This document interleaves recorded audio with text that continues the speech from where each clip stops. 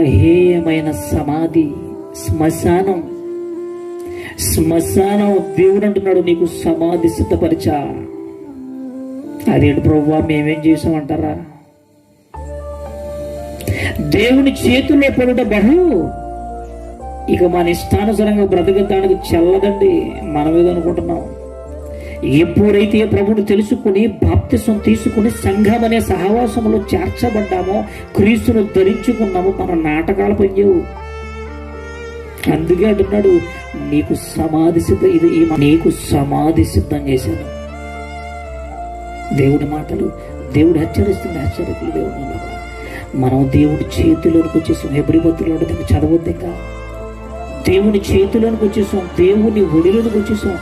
దేవుని సన్నిధిలోనికి వచ్చిన తర్వాత మన ఇష్టానుసారంగా ప్రవర్తిస్తే, జీవిస్తే నీకు సమాధి సిద్ధం చేస్తాం.